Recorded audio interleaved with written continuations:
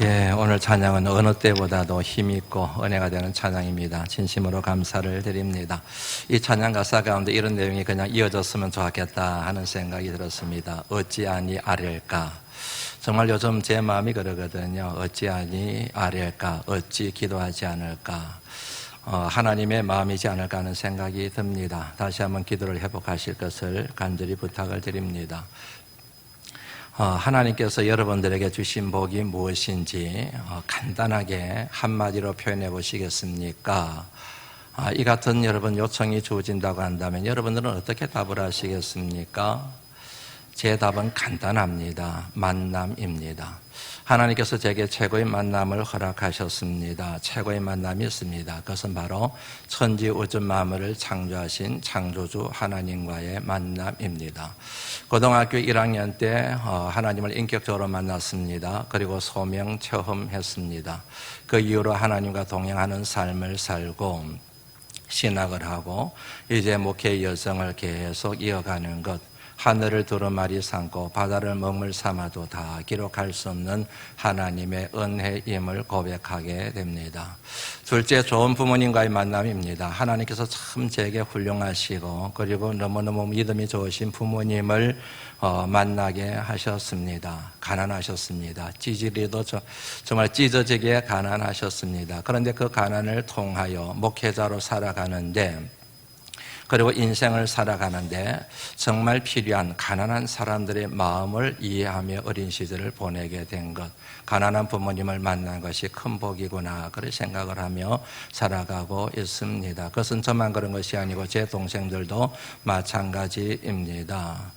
학교 문턱을 저희 어머니는 넘지 못하셨습니다. 그러나 나중에 한글을 깨우치시기는 하셨습니다. 얕은 학교 문턱도 못 넘어서시고 저희 아버님은 초등학교 3학년 때 중퇴를 하셨습니다. 학교 다닐 형편이 되지 못하셨기 때문입니다. 배우지 못한 부모님이라 그렇게 얘기할 수 있습니다. 배우지 못한 부모님들 때문에 배움의 한을 가지고 계신 분들의 마음이 10만 분의 1, 100만 분의 1이라도 이해를 하고 살아가게 된 것 얼마나 감사한지 모르겠습니다. 저희 아버님에게 한쪽 다리가 장애가 있으셨어요. 그래서 걸으실 때마다 절뚝절뚝거리셔요. 이를 통해서 장애우들과 장애우를 데리고 함께 살아가고 있는 가족들의 아픔과 고통과 슬픔을 이해하게 되었습니다. 가난했기 때문에 남의 집 일을 많이 하셨습니다. 저도 남의 집 일을 많이 했거든요. 어뢰 위치에 있는 사람들의 마음을 헤아리는 계기가 되었습니다. 하나님의 은혜로 저희 부모님들이 예수를 믿으셨습니다. 그리고 은혜 받으셔서 제가 태중에 있을 때 서원하셨습니다. 목회자로 서원하셨습니다. 서원하실 뿐만 아니고 저를 믿음으로 얼마나 양육하시기 위하여 애쓰셨는지 지금까지 많은 사례를 통하여 여러분들에게 소개를 해드린 것 아시지요? 본을 보이셨습니다. 배운 것 많이 없으시지만은 가난하셨지만은 믿음의 정수를 경험하셨고 믿음의 정도를 걸으셨던 부모님들이십니다. 그 부모님이 저를 위하여 기도하시고 돌아가실 때까지 제 목회 여정을 위하여 간구하신 것 정말로 제가 좋은 부모님을 만났구나. 그래서 시간이 지나면 부모님이 잊혀지는 게 아니고 더욱더 뚜렷하게 기억이 나서 부모님 고맙습니다. 아버지 엄마 고맙습니다. 제가 부모님 때문에 이렇게 예수를 믿고 목회자가 되어서 이렇게 목회 길을 걸어가고 있습니다. 하나님께서 얼마나 좋은 부모님을 제게 붙여주셨는지 정말로 입만 열면 간증하고 싶을 정도입니다. 좋은 아내를 만났습니다. 제 아내는 저를 만나면서 교회를 다니기 시작한 사람입니다. 대학교 1학년을 마치고 대학교 2학년 들어가기 전 겨울방학 때 만났습니다. 저를 만나면서 교회를 다니기 시작하더니 학습을 받고 세례를 받고 성령 세례를 받고 하나님을 깊게 인격적으로 만났습니다. 국립사범대를 나왔습니다. 서울에서 중학교 선생님이었습니다. 목회자의 동력하기 위해서 교사직을 한순간에 버리고 지금까지 저와 함께 목회의 길을 걸어가고 있습니다. 아내를 생각할 때마다 아내를 볼 때마다 고맙기도 하고 미안하기도 하고 고맙기도 하고 시간이 지나고 나이를 먹어갈수록 더 그게 강해지는 것 같아요. 그때는 철이 없을 때는 당신이 나 만나서 예수 믿은 거 감사해라 그랬는데 나이가 들어갈수록 그런 말 내가 왜 했던가, 그 말을 하면 안 되는데, 저는 제 아내를 통해서 얻은 것이 많은데 제 아내는 저를 만남으로 해서 버리고 포기한 것이 너무 많거든요. 그럼에도 불구하고 당신 때문에 예수 믿고 목회자의 아내가 되었다고 그렇게 감사의 고백을 하는 아내 앞에 시간이 지날수록 왜 이렇게 마음이 안 됐는지요. 너무 고맙고 미안하고 그런 마음입니다. 여하튼 결론은 좋은 아내 만나서 너무 감사하다는 얘기입니다. 좋은 목회자들을 참 많이 만난 것 같아요. 지난 주일에 소개해드렸던 것처럼 제가 초등학교 2학년 때 큰 수술을 받고 6개월 동안 자리에 누워있을 때 은퇴하셔서 저희 고향교회에 오셔서 교회를 섬기시던 조 목사님, 저를 찾아오셔서 간절하게 기도해 주시고 오온 동전 한 입을 주시면서 과자 사 먹으라가 아니라 이거 장학금이다 말씀하신 그 목사님, 제가 사춘기 때 굉장히 방황하고 갈등하고 힘들어할 그때에 저를 이끌고 대구에 있는 청천다락원이라고 하는 기도원으로 끌고 가셔서 하나님 만나야 된다, 여기에서 성부를 걸어야 된다, 그렇게 도전하셔서 하나님을 인격적으로 만나게 하신 김덕신 목사님, 지금 천국에 가셨지요. 그 목사님, 그리고 제가 신학을 길을 걸어가고 목회 초년병 시절에 정말 조언하셨던 분이 바로 그 고향교회를 섬기셨던 김덕신 목사님이시거든요. 신학교 졸업하고 난 뒤에 서울 강화문에 있는 세문안교회에서 전임사역을 했습니다. 그곳에서 만난 김동익 목사님 잊지를 못해요. 방금 마치 사회 초년병처럼 목회 초년병인데 정말로 인격과 덕을 갖추신 목사님, 정말 하나님 앞에 진실하시고 정직하신 목사님, 목회의 정도를 걷고 목회를 하시는 그 목사님을 목회 초년병에 만났다고 하는 것은 은혜 중에 은혜였습니다. 그러고 난 뒤에 동안교회로 가서 김동호 목사님, 동안교회 높은도 성위교회 10년 세월 동안 김동호 목사님과 함께 동역하면서 그분이 제 유학의 길을 열어주셨거든요. 유학 뒷바라지를 다 하셨거든요.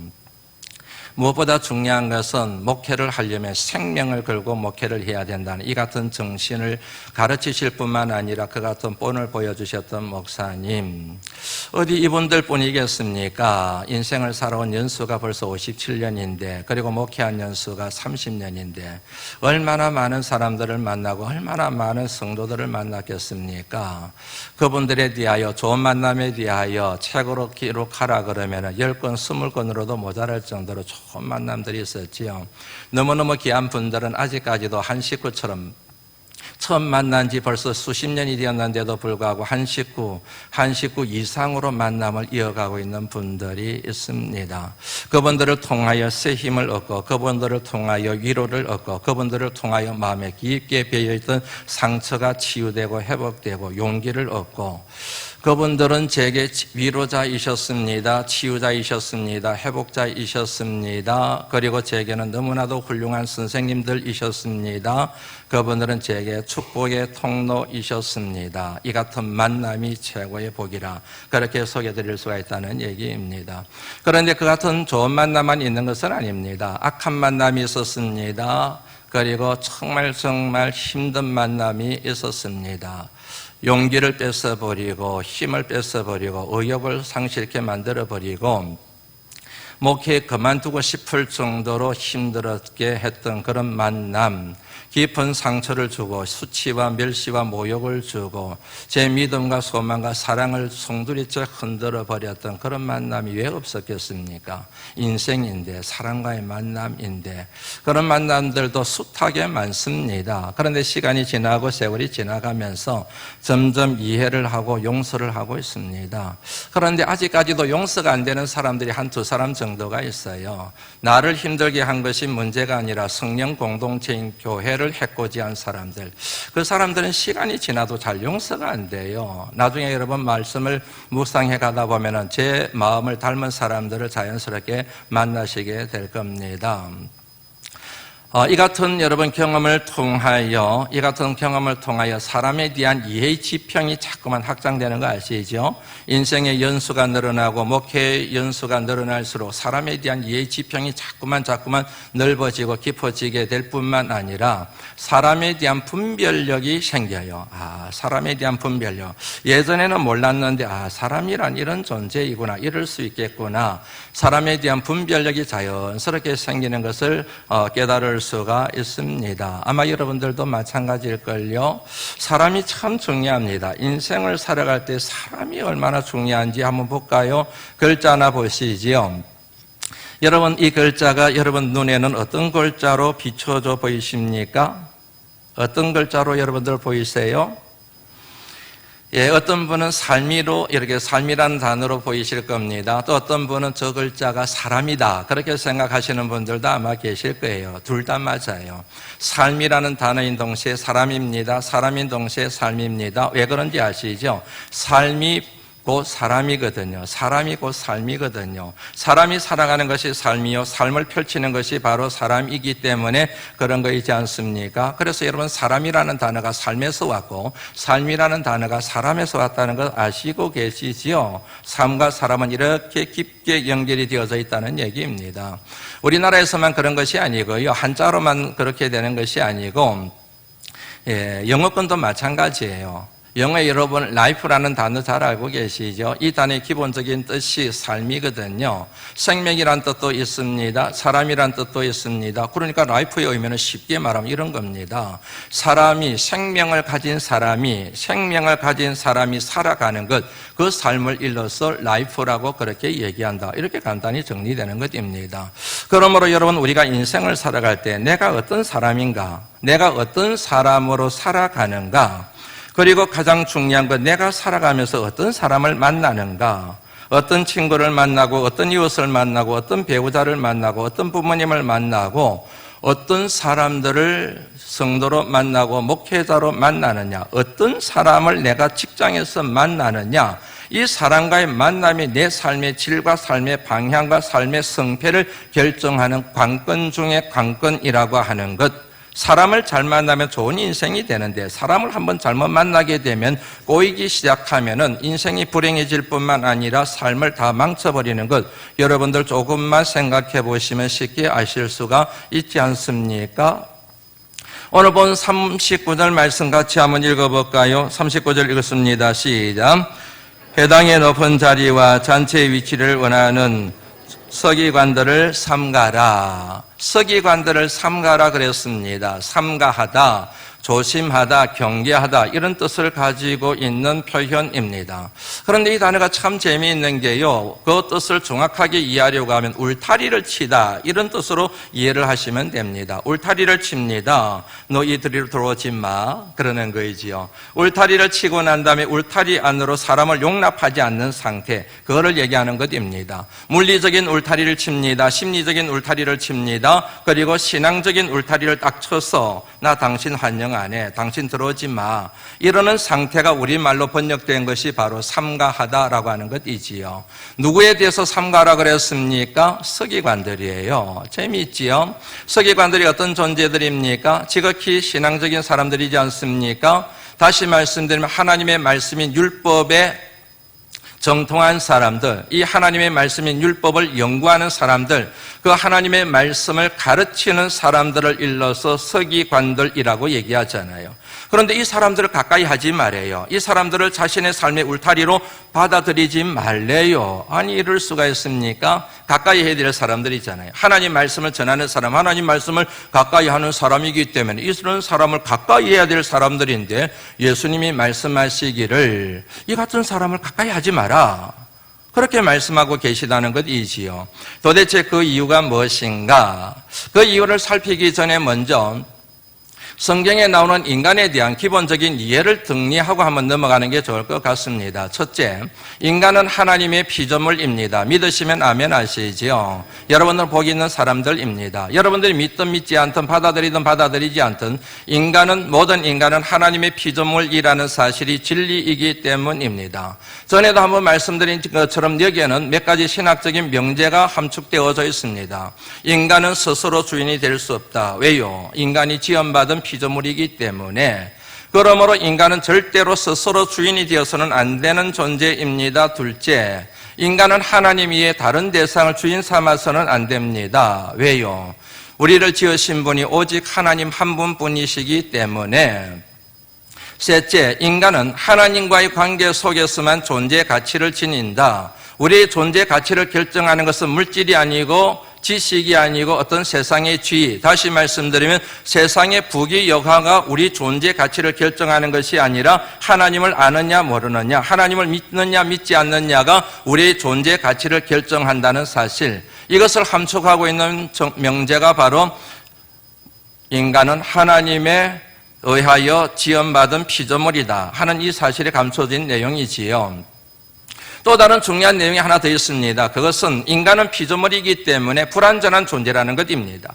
완벽하지 못한 존재라고 하는 사실입니다. 사람들이 사람에 대하여 자꾸 실망해요. 좌절해요. 그거는 여러분 욕심 때문에 그런 것입니다. 사람에 대한 욕심 때문에 실망하고 좌절하거든요. 무엇에 대한 욕심인가? 사람이 완벽해야 된다는 거예요. 목회자가 완벽해야 되고, 아내가 완벽해야 되고, 그리고 자식들이 완벽해야 되고, 남편이 완벽해야 되고, 부모님이 완벽해야 된다는 전제하에 사람을 대하기 때문에 그 같은 조건이 충족되지 못하면 사람에 대하여 실망하고 좌절하게 되는 것이거든요. 그런 여러분 인간에 대한 이해가 잘못됐기 때문에 그런 것입니다. 사람은 여러분 피조물이기 때문에 절대로 완벽한 존재가 될 수가 없습니다. 완전한 존재가 될 수가 없어요. 그래서 하나님께서 아담 곁에 하와, 여자, 아내, 사람을 지어서 붙여주지 않으셨습니까? 그의 이름을 뭐라고 붙이셨습니까? 돕는 배필.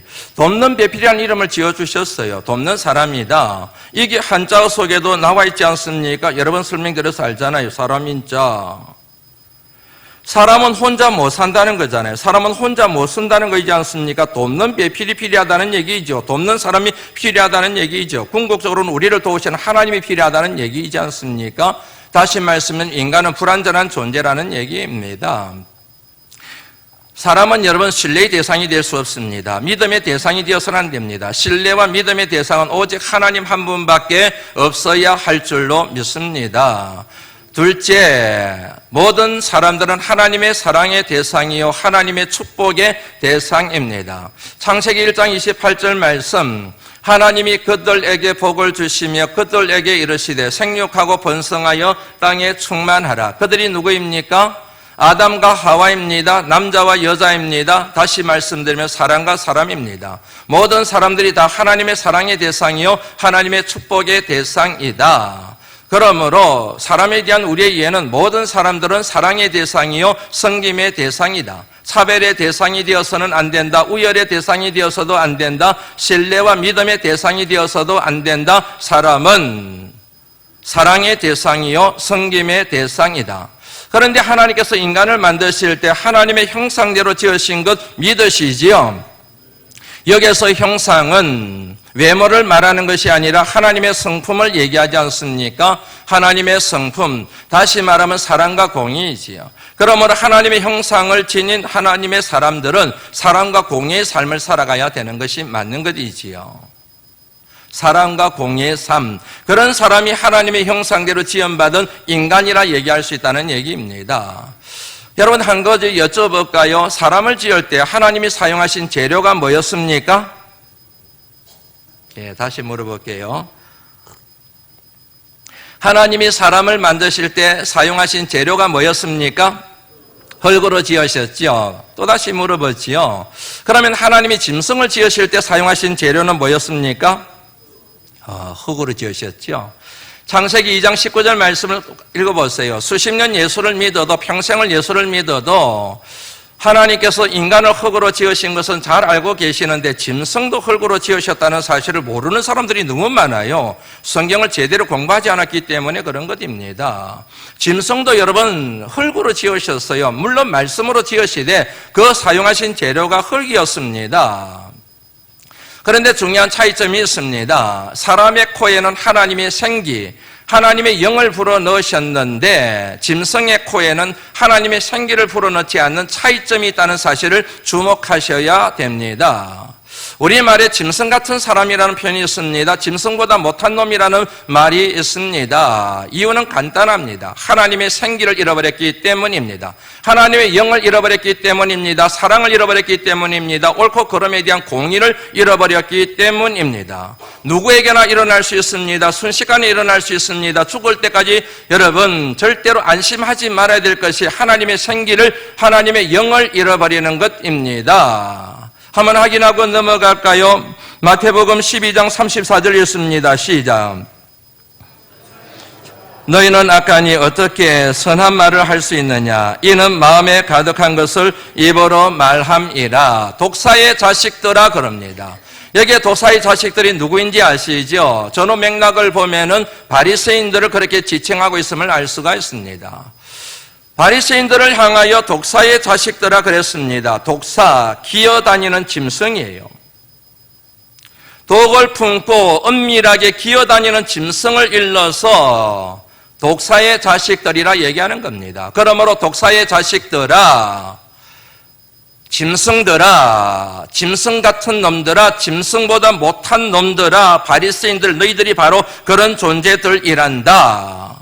왜 여러분 바리새인들이 이 같은 짐승 같은 존재의 독사의 자식들이 되고 말았을까?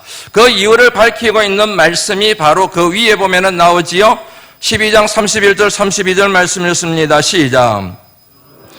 내가 너희에게 이르노니 사람에 대한 모든 죄와 모독은 사심을 얻되 성령을 모독하는 것은 사함을 얻지 못하겠고 또 누구든지 말로 인자를 거역하면 사심을 얻되 누구든지 말로 성령을 거역하면 이 세상과 어느 세상에서도 사심을 얻지 못하리라. 누가 그랬다는 겁니까? 바리새인들. 바리새인들이 성령을 모욕하고 예전 버전에는 성령을 해방했다. 말로 성령을 거역했다. 다시 말씀드리면 그 속에 성령이 없다는 거예요. 성령을 잃어버렸다는 거예요. 하나님의 거룩한 생기를 잃어버렸다는 것입니다. 그래서 주님이 말씀하시기를 독사의 자식들, 하나님의 영을 잃어버린 뭐냐면 짐승 같은 놈들이라 그렇게 말씀하셨다는 거죠. 바리새인들입니다. 굉장히 종교적인 사람들입니다. 우리의 신앙과는 비교할 수 없을 정도로 철저하게 신앙적이고자 몸부림치는 사람들입니다. 율법을 잘 알고 있는 사람들입니다. 율법에 정통한 사람들입니다. 그런데 순식간에 짐승들로 바뀌었습니다. 독사의 자식들이 되고 말았습니다. 왜요? 하나님의 영을 잃어버렸기 때문에, 하나님의 성령을 잃어버렸기 때문에, 하나님의 생기를 잃어버렸기 때문에 이 같은 존재로 전락하고 말았다는 사실 기억할 필요가 있습니다. 그런데 이 같은 바리새인들과 같은 부류의 사람들이 있어요. 그 사람들이 누구냐면 오늘 본문에 나오는 서기관들이 바로 그런 사람들입니다. 마태복음 여러분 한번 읽어볼까요? 23장 한번 읽어보시죠. 마태복음 23장 2절 말씀 한번 읽어보겠습니까? 읽어봅니다. 시작. 바리새인들이 모세의 자리에 앉았으니, 여기서 주목해봐야 될 게 바리새인들과 서기관들 그리고 모세의 자리라고 하는 표현입니다. 모세의 자리는 율법의 자리를 얘기하는 거예요. 율법을 준수하고 율법에 정통한 자리를 얘기하는 것입니다. 모세의 율법. 그런데 그 자리에 누가 앉아 있습니까? 바리새인들만 앉아 있는 것이 아니라 서기관들도 앉아 있다는 얘기입니다. 이 두 부류의 사람을 묶는 공통점이 있습니다. 위선자들입니다. 3절 말씀 통해서 확인할까요? 읽습니다. 시작. 무엇이든지 그들이 말하는 바는 행하고 지키되 그들이 하는 행위는 범하지 말라. 그들은 말만 하고 행하지 아니하느니라. 위선자들이라고. 이 뭐냐, 바리새인들과 서기관들이 공통점이 있는데, 같은 부류가 된 이유가 있는데 하나님 말씀만 말하고 말씀을 행하지 않는 위선자들이라고 하는 것입니다. 이 같은 뭐냐면 눈을 가지고 예수님께서 오늘 서기관들에 대하여 비난하고 정죄하는 내용이 오늘 본문의 말씀이 되는 것입니다. 한 세 가지로 정리를 해보죠. 첫째는 교만입니다. 여러분 이 38절 말씀 같이 한번 읽어볼까요? 읽어봅니다. 시작.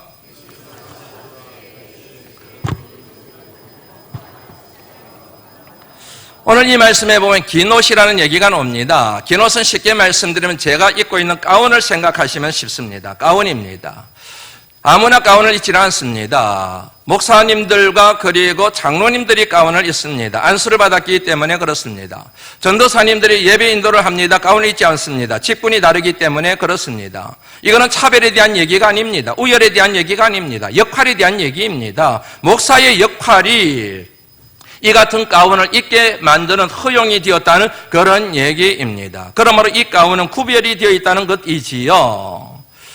그러므로 여러분 이 가운에는 권위가 있는 것입니다. 그냥 입는 게 아닙니다. 가르치는 자의 권위, 제사장들이 가지고 있는 예배 집례의 권위가 있는 것입니다. 그런데 권위와 더불어 또 다른 중요한 요인이 하나 있습니다. 그것은 바로 겸손입니다. 그 같은 가르침의 섬김을 감당해 갈 때에 겸손해야 된다는 얘기입니다. 그냥 옷을 입고 있으면 몰라요. 목사님인 줄 몰라요. 예배 인도자인 줄 몰라요. 설교자인 줄 모릅니다. 그런데 가운을 입게 되면 들통나게 됩니다. 아, 저분이 목사님이구나. 그러므로 이 가운을 입고는 아무렇게나 행동할 수 없습니다. 아무렇게나 말할 수 없습니다. 신중해야 됩니다. 조심해야 됩니다. 이 옷 때문에 겸손할 수밖에 없는 거예요. 이 옷이 여러분 권위를 상징하는 동시에 이것은 겸손의 상징이거든요. 겸손해라. 너는 종이다. 모든 사람들이 내 일거수일투족을 다 지켜보고 있다. 교만하면 안 된다. 이런 의미로 가운을 입는다는 얘기지요. 그런데 오늘 보면 말씀해 보니까 그 당시 서기관들이 이 가운을 입고 어디를 돌아다닙니까? 시장을 돌아다니는 거예요. 시장을. 회당 안에서 말씀을 가르칠 때 이 가운을 입어야 되는데 이 가운을 입고 밖으로 나가지고 막 시장을 돌아다니는 거예요. 시장이 여러분 어떤 것인지 아시죠? 많은 사람들이 들락거리는 거. 많은 사람들이 들락거리는 곳에 왜 이 가운을 입고 갔을까요? 폼 재기 위해서, 어깨에 힘주기 위해서. 우리랑 다르잖아요. 거기는 여러분 이스라엘이라고 하는 나라는 종교적인 국가이지 않습니까? 서기관을 다 하는 거예요. 그러니까 서기관이 오니까 전부 다 구부리고 인사하는 거예요. 그게 너무 좋은 거예요. 너무너무 어깨에 힘이 들어가는 거예요. 하나님께서 구별하여 그 직분을 감당하라고 가운을 입으라 그러셨는데 그 가운을 가지고 사람들에게 인사받는 데 사용하는 것. 다시 말씀드리면 섬김의 의미로 사용을 해야 되는데 자신의 권위와 자신의 지배를 뜻하는 그런 의미로 옷을 사용한 것. 다시 말씀드리면 교만을 지적하고 있는 내용이 바로 38절 말씀입니다. 그 다음에 여러분 두 번째로는 명예욕입니다. 39절 말씀 한번 읽어볼까요? 읽습니다. 시작. 해당의 높은 자리와 잔치의 윗자리를 원하는 서기관들을 여기 보면은 높은 자리가 나옵니다. 그리고 잔치의 상석에 나옵니다. 이 자리가 갖고 있는 공통점이 있습니다. 중심이 되는 자리라는 얘기예요. 해당의 높은 자리 중심이잖아요. 지금 이 예배당의 중심이 어디입니까? 여기잖아요. 잔치의 상석이 있습니다. 중심이에요. 중심되는 사람이 앉는 거예요. 이 자리에 여러분 제가 선 것은 제가 잘나서가 아니죠. 은혜 때문에 이 자리에 서는 것이지요. 그러므로 제가 영광을 받으면 안 되는 것이지요. 모든 영광은 하나님 앞에 올려드려야 되지 않습니까? 중심은 곧 여러분 뭐와 연결되느냐 하면은 권위와 연결이 되는 것입니다. 저는 여러분 아무것도 아닌 거예요. 하나님의 말씀의 통로일 뿐인 겁니다. 말씀을 전하는 대언자에 지나지 않는 겁니다. 그러므로 제가 이 자리에 있다고 해서 중심이 되거나 중심이 되어서 모든 영광을 받으면 안 된다는 거잖아요. 중심과 연결되는 게 하나님의 영광입니다. 모든 에너지를 내 중심으로 끌어당기버리면 그게 명예욕이 되는 것이고 그 에너지를 내게로 끌어당기지 않고 하나님 앞으로 돌리는 것을 일러서 하나님께 영광이라고 얘기하는 거예요. 이 서기관들이 이런 데 높은 자리에 앉아가지고 하나님 말씀을 가르치면서 자기 모든 영광을 취하는데 그걸 좋아한다는 거예요. 명예욕에 사로잡혀 있는 서기관들의 타락상을 고발하고 있는 내용이 바로 이 내용이라는 얘기입니다. 그 다음에 세 번째는 탐욕입니다. 탐욕. 40절 말씀 같이 한번 읽어볼까요? 읽어봅니다. 시작. 가부의 그 산을 삼키며 외식으로 길게 기도하는 자니 그 받는 판결이 더욱 여기에 보면 여러분 과부의 가산을 삼키며라는 표현이 나오지요. 과부는 사회적 약자를 얘기합니다.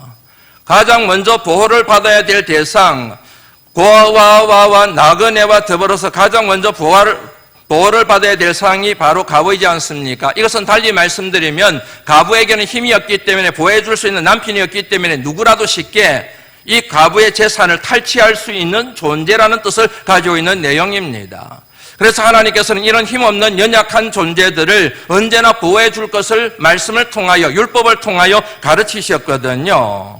출애굽기 22장 2절 말씀 같이 한번 읽어볼까요? 읽습니다. 시작. 이사야 1장 17절 말씀도 한번 읽습니다. 시작.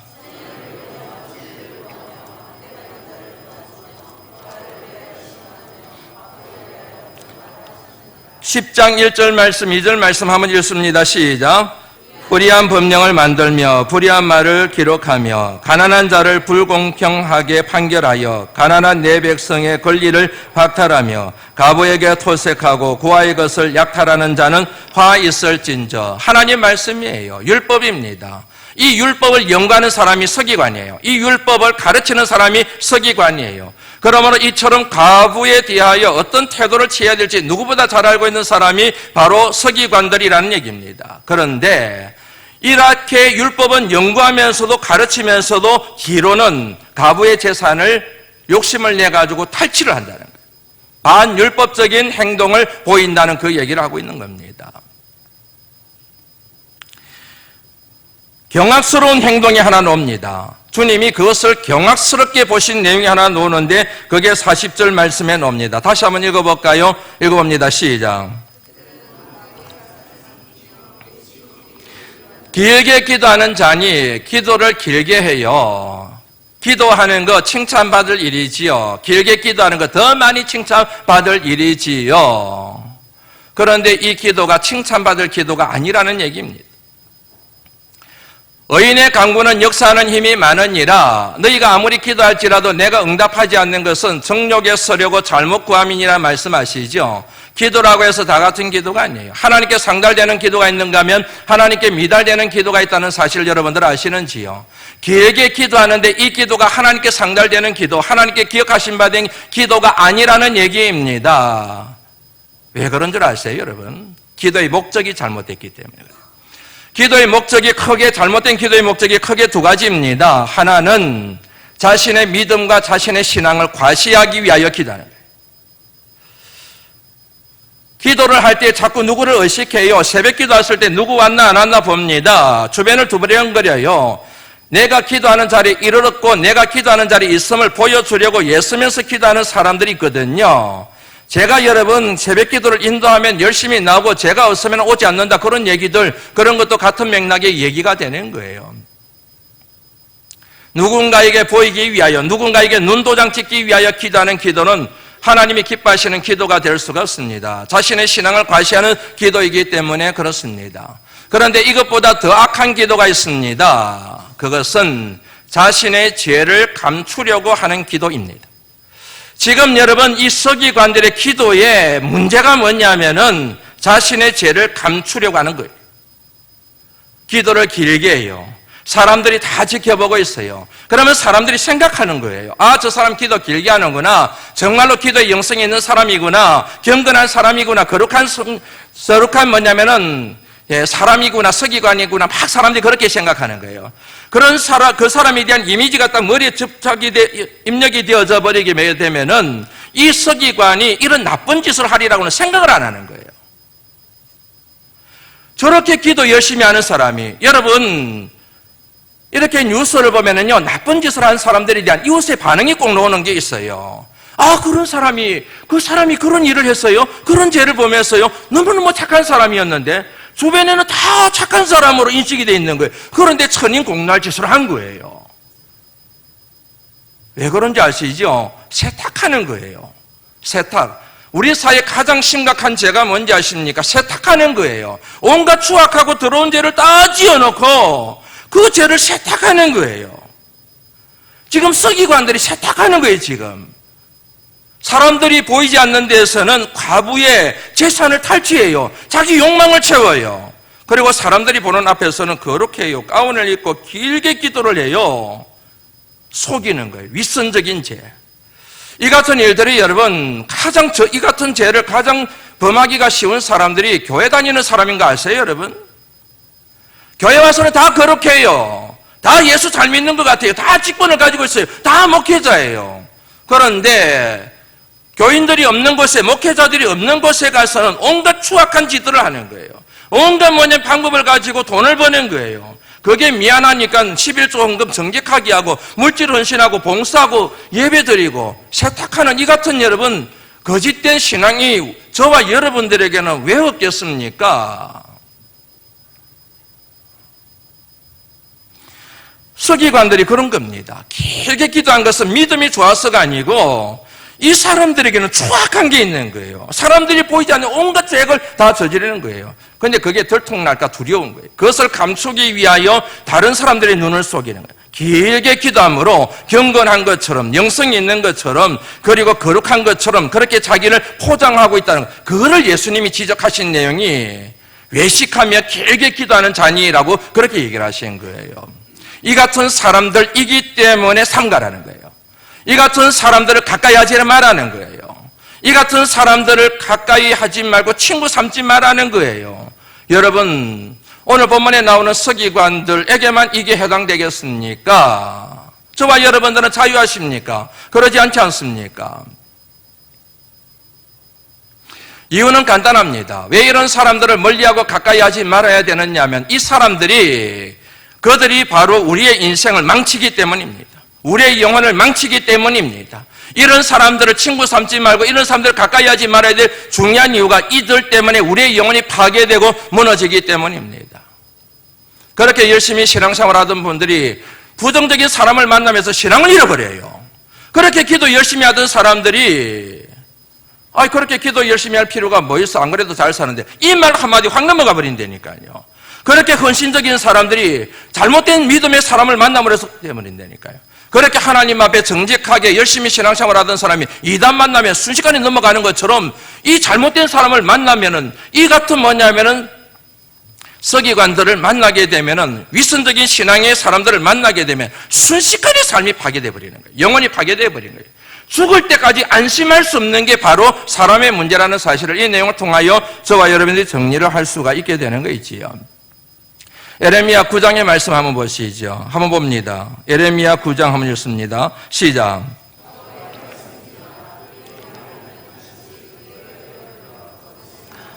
그들이 이 땅에서 강성하나 진실하지 아니하고 또 나를 알지 못하느니라. 너희는 각기 이웃을 조심하며 어떤 행제든지 믿지 말라. 형제마다 완전히 속이며 이웃마다 비방함이라. 그들은 각기 이웃을 속이며 진실을 말하지 아니하며 그들의 혀로 거짓말하기를 가르치며 악을 행하기에 지치거늘. 이 사람들 심지어는 형제들조차도 가까이 하지 마라, 멀리해라, 절대로 친구하지 마라, 쫓아보내라. 이유가 뭐지요? 6절 말씀에 그 이유가 나와요. 시작. 도다. 그들은 속이는 일로 말미암아 나를 알기를 싫어하느니. 나를 알기를 싫어하느니라. 나는 누구냐면 하나님을 얘기하는 거예요. 이 사람들이 자꾸 속이는 말을 해서 하나님을 떠나게 만드는 거예요. 하나님을 버리게 만드는 거예요. 하나님을 제대로 믿지 못하게 만들어버린다는 거예요. 사악한 사람들, 이런 사람들을 조심하라는 얘기이죠. 이 말씀이 여러분 신약에서는 이렇게 해석이 되었습니다. 디모데후서 3장 1절 말씀부터 한번 읽어볼까요? 읽습니다. 시작. 사람들이 자기를 사랑하며 돈을 사랑하며 자랑하며 교만하며 비방하며 부모를 거역하며 감사하지 아니하며 거룩하지 아니하며 무정하며 원통함을 풀지 아니하며 절제하지 못하며 사나우며 선한 것을 좋아하지 아니하며 배신하며 조급하며 자만하며 쾌락을 사랑하기를 하나님 사랑하는 것보다 더하며. 이런 사람이 누구예요? 우리 모습 똑같지 않습니까? 별다른 사람이 아니에요. 이 자리에 있는 저와 여러분들의 자아성이 그대로 여기에 다 기록이 되어 있는 거 있지 않습니까? 이런 사람들에 대하여 성경 말씀이 이렇게 권면하고 있습니다. 5절 말씀입니다. 읽습니다. 시작. 경건의 능력은 부인하는 자니 이 같은 자들에게서 내가 돌아서라. 경건의 모양은 있는데, 예배는 드리는데, 찬양은 부르는데, 기도는 하는데, 헌금도 하고 봉사도 하는데, 경건의 능력. 다시 말하면 경건이라는 단어가 하나님을 닮은 품성을 얘기하거든요. 하나님의 인격이 전혀 없다는 얘기. 그런 사람들에게서 돌아서라. 이런 사람들을 가까이 하지 말라. 최근 우리 사회를 경악스럽게 만든 사건들이 최근에 계속 일어나고 있습니다. 그 중에 하나가 클럽 버닝썬에 대한 성범죄 사건입니다. 우리나라 유명한 연예인들이 많이 관여되어져 있습니다. 그 중에 특별히 우리의 관심을 끄는 사람이 남양유업 외손녀인 황모 씨가 관여되어 있다는 게 뉴스로 돼서 특별히 된 거 여러분들 아실 겁니다. 남양유업 그러면 대기업 중에 대기업이지 않습니까? 그런데 외손녀가, 창업주 외손녀가 거기에 관여됐다는 얘기잖아요. 그 주변에 있는 사람들이 이 황 씨에 대하여 얘기한 것을 타이틀로 잡아서 며칠 전에 신문에 나왔어요. 그 신문 타이틀이 재밌습니다. 같이 한번 읽어볼까요? 한번 읽어봅니다. 시작. 네, 다시요. 시작. 주변에서 이렇게 얘기한대요. 황 씨 때문에 인생을 망친 애들이 한둘이 아닙니다. 이 얘기를 여러분 계속 곱씹어보면서 생각이 참 많이 들던데요. 사람을 잘못 만났지요. 그런데 황 씨에게만 책임이 있겠습니까? 그들이 여러분 죄를 짓게 되고 타락하게 되고 부패하게 된 것이 황 씨에게만 책임이 있냐니까요. 그 사람들에게도 책임이 있는 거잖아요. 그런 사람을 가까이 하면 안 되잖아요. 그런 사람들을 삼가해야 하잖아요. 그런 사람을 멀리해야 되잖아요. 그런 사람을 친구하면 안 되지요. 그 사람 따라가면 안 되지요. 분명히 드러났을 텐데 얼마나 이 사람이 마약을 가까이 하고 얼마나 지금 정신과 영혼이 파괴됐는지를 알 텐데 그러면 멀리해야죠. 울타리 안으로, 자기 자신의 영혼의 울타리 안으로, 삶의 울타리 안으로 황 씨를 초청하면 안 되잖아요. 황 씨에게도 책임이 있지만 뻔히 알면서도 따라가서 삼가하지 않고 경계하지 않고 조심하지 않고 멀리하지 않고 친구 되어서 같이 동행했던 그 사람들 본인에게도 탓이 있지 않겠습니까? 이거를 여러분 뼈저리게 느꼈던 사람이 있어요. 성경을 읽어가다 보면 그거를 뼈저리게 느낀 사람들이 굉장히 많이 나오는데 구약의 대표적인 사람과 신약의 대표적인 두 사람을 여러분들에게 소개해드립니다. 열왕기상 2장 1절 말씀 한번 보시죠. 열왕기상 2장 1절 말씀이었습니다. 시작.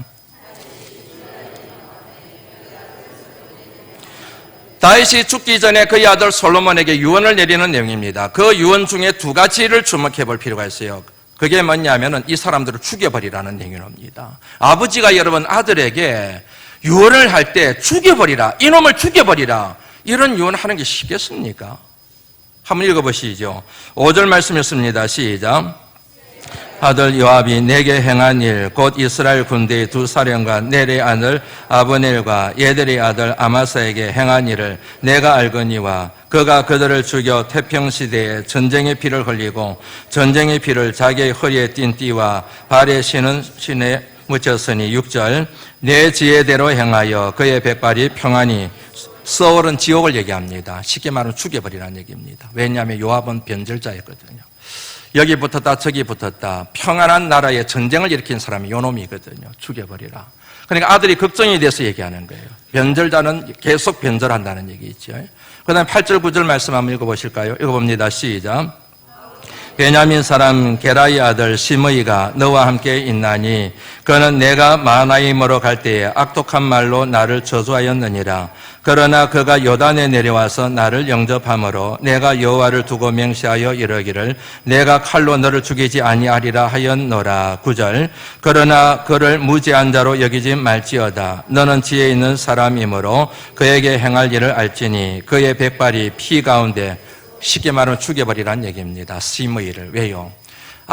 다윗이 힘이 없을 때 다윗을 저주했거든요. 그런데 다윗이 힘이 생기니까 또 와서 빌붙거든요. 요런 놈은 계속 살아있으면 내 아들에게도 그렇게 할 것이다. 그래서 죽여버리라 이 얘기입니다. 신약의 말씀도 한번 볼까요? 디모데후서 4장의 말씀입니다. 같이 한번 읽어보시죠. 4장 14절 말씀입니다. 시작.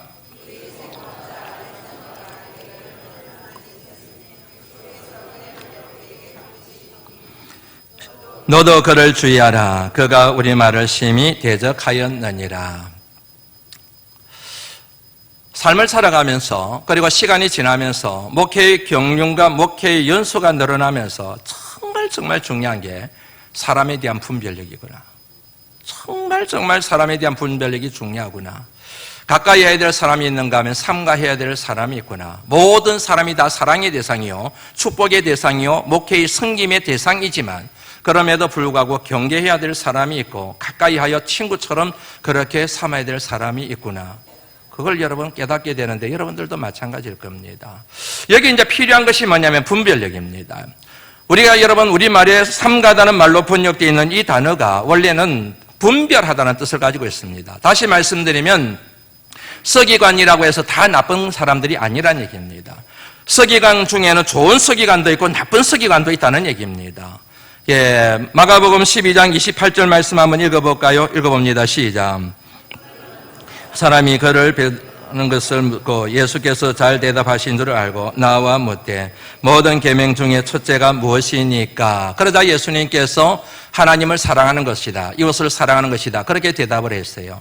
그러니까 뭐냐면 서기관이 주님 맞습니다, 정말 옳은 말씀을 하셨습니다, 주님의 말씀을 그대로 받아들여요. 그에게 주님께서 칭찬하시는 내용이 34절에 나오죠. 읽습니다. 시작. 예수께서 그가 지혜 있게 대답함을 보시고 이르시되 내가 하나님 나라에서 멀지 않도다 하시니 그 후에 감히 묻는 자가 없더라. 그러고 난 다음에 38절로 서기관들을 삼가라는 말씀이 나오는 거예요. 분별력이 참 필요합니다. 악한 시대일수록 말세일수록 사람에 대한 분별력이 정말 필요합니다. 어떻게 분별할 수 있을 것인가? 이제 말씀을 마무리할 테니까 조금만 기다리세요. 예. 어떻게 분별할 것인가? 간단해요. 쉽습니다. 하나님 말씀입니다. 복 있는 사람은 악인의 길을 쫓지 아니하고 죄인의 길에 서지 않고 오만한 자의 자리에 앉는 사람입니다. 그런데 이 사람이 악인인지 아닌지, 죄인인지 아닌지, 오만한 자인지 아닌지 어떻게 알 수 있습니까? 2절 말씀에 그 해답이 나오잖아요. 하나님 말씀을 즐거워하여 그 율법을 주야로 묵상하는 도다. 하나님 말씀에 사로잡히고 하나님 말씀을 가까이 하고 그 말씀에 눈을 갖게 되면 자연스럽게 말씀의 거울에 비추어진 성도들이 이렇게 분별이 된다는 얘기입니다. 아, 이분은 악인이구나. 아, 이분은 죄인이구나. 이분은 굉장히 오만한 사람이구나. 이분은 굉장히 기도도 거창하게 하고 방언 기도도 하고 별의별 기도도 하고 봉사도 하고 예배도 잘 드리고 헌신도 잘하는 것 같은데 경건의 모양만 갖췄지 경건의 능력을 찾아보기가 힘들구나. 이분은 굉장히 속과 끝이 다른 위선자일 가능성이 높겠구나. 이분에게서는 하나님의 생기를 찾기가 힘들구나. 따뜻한 마음이었구나. 이분은 배려심이었구나. 이분은 하나님을 사랑하는 열정이었구나. 그냥 액세서리처럼 교회를 다니는구나. 그게 여러분 왜 모르겠습니까? 다 알지요. 저만 압니까? 여러분들은 왜 모르시겠습니까? 이분은 정말 예수 잘 믿는 분이구나. 이분은 정말 착한 분이구나. 이분은 정말 섬길 줄 아는 분이구나. 이분은 정말 욕심이 없는 분이구나.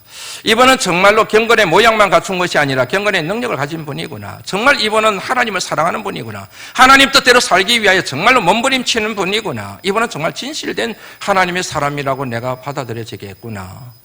말씀을 가까이 하다 보면, 말씀에 눈을 갖게 되면 자연스럽게 우리 안에 여러분 거룩한 성령의 임재로 인하여 말씀의 진정한 저자이신 성령의 감동으로 기록된 그 말씀에 의하여 이렇게 여러분 분별력이 생긴다는 얘기이지 않습니까?